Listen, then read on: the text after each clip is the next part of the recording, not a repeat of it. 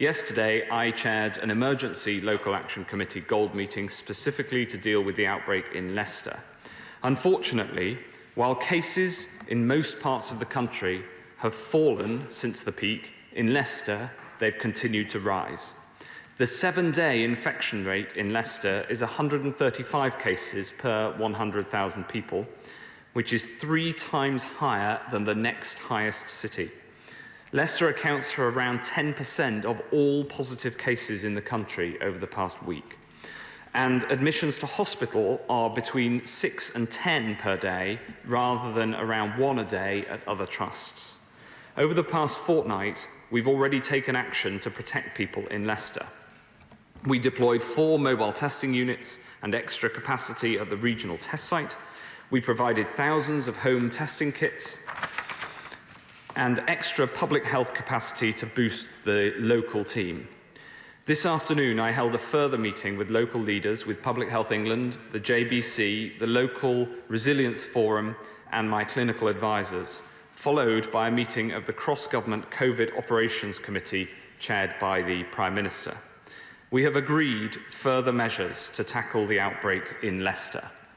First, in addition to the mobile testing units that I mentioned earlier, we'll send further testing capability, including opening a walk-in centre.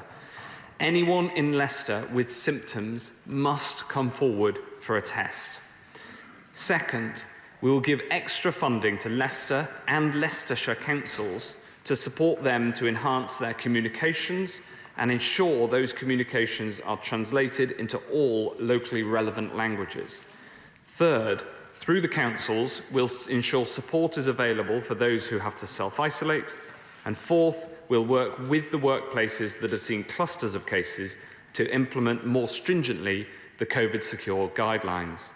Given the growing outbreak in Leicester, we cannot recommend that the easing of the national lockdown, set to take place on the 4th of July, happens in Leicester.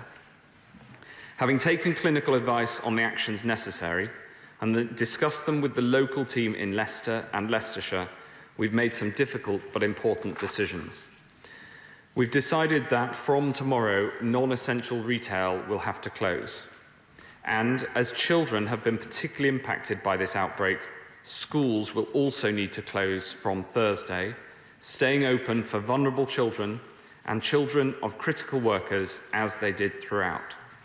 Unfortunately, the clinical advice is that the relaxation of shielding measures due on the 6th of July cannot now take place in Leicester. We recommend to people in Leicester, stay at home as much as you can, and we recommend against all but essential travel to, from, and within Leicester.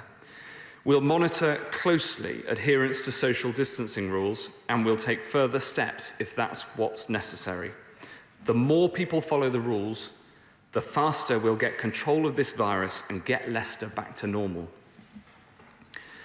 We'll keep all of these local measures under review, and we will not keep them in place any longer than is necessary.